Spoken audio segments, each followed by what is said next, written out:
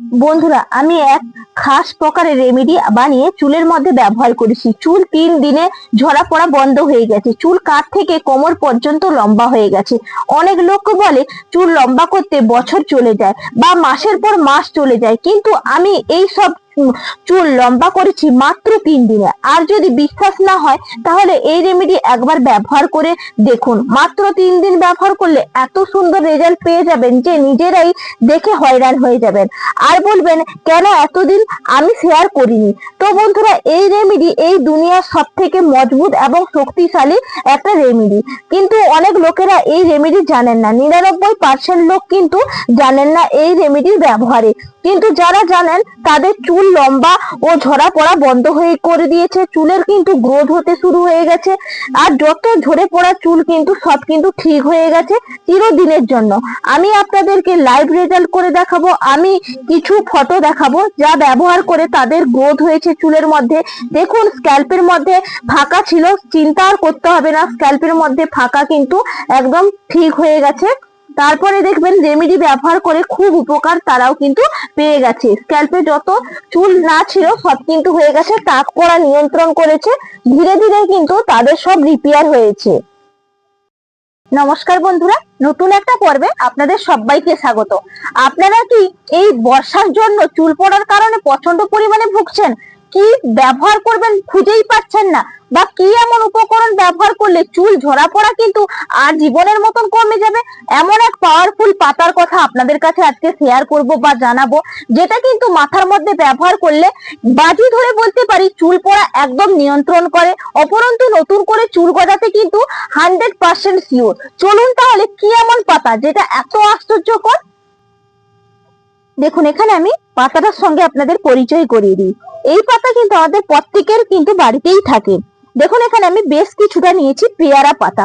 এই পেয়ারা পাতা কিন্তু অত্যন্ত কার্যকারী বন্ধুরা। এই বর্ষাকালে আমাদের যে চুল ভিজে প্রচন্ড পরিমাণে চুল পড়ে, এটা কিন্তু একদম বিজ্ঞানসম্মত ভাবে বন্ধুরা ব্যবহার করবেন। কিভাবে তবে ব্যবহার করবেন সঠিক নিয়ম কিন্তু আপনাদেরকে দেখে নিতে হবে এই ভিডিওর মাধ্যমে।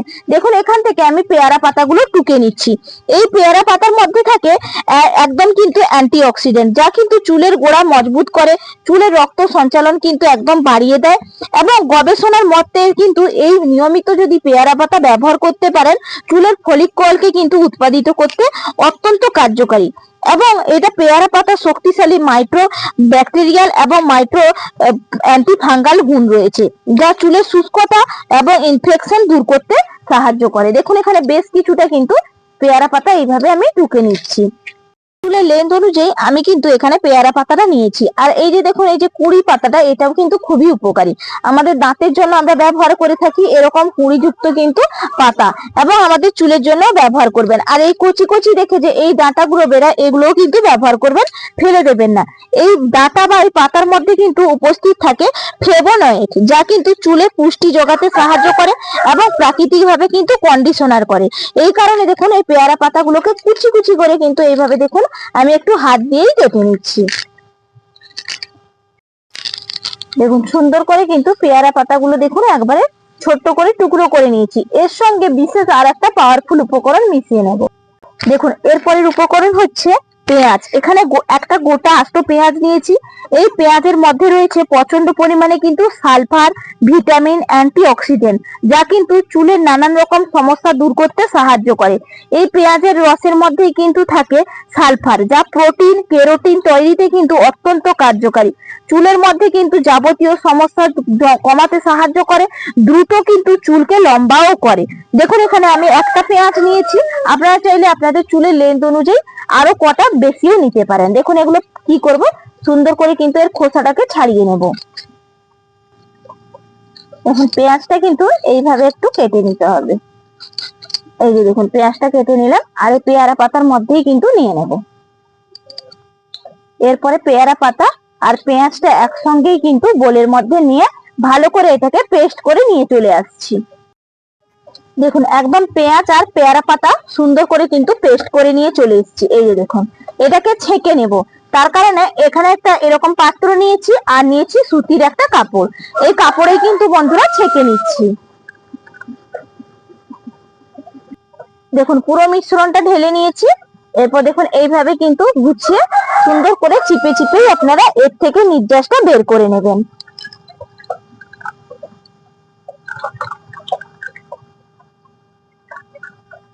দেখুন একদম নির্যাসটা কিন্তু বের করা হয়ে গেছে।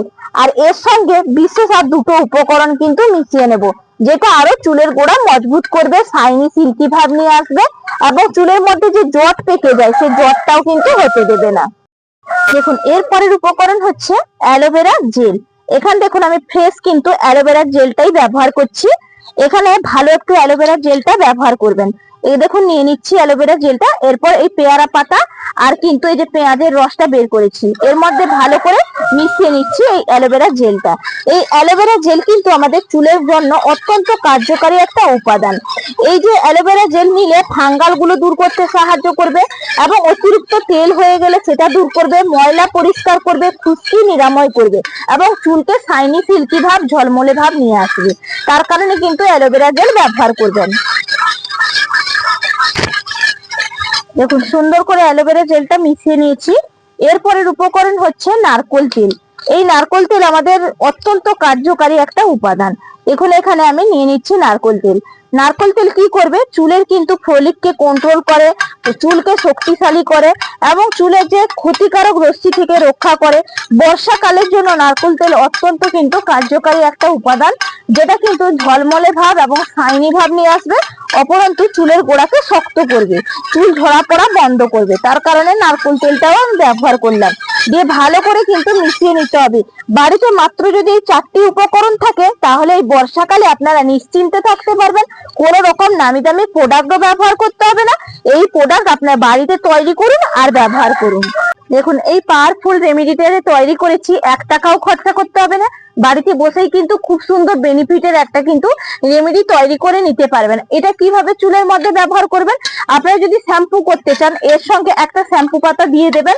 আপনাদের চুলের লেন্থ অনুযায়ী যে কোনো শ্যাম্পু মিশিয়ে নেবেন, চুলটা তারপর ধুয়ে ফেলবেন। বা আপনারা সিরাম হিসেবেও কিন্তু মাথার মধ্যে নিতে পারেন, একটা স্প্রে বোতলের মধ্যে ভরে নেবেন। না হলে তুলোর কটন নিয়ে কিন্তু এইভাবে নিয়ে পুরো স্ক্যাল্পে ভালো করে আলতো আলতো করে একবারে লাগিয়ে নেবেন স্ক্যাল্পে।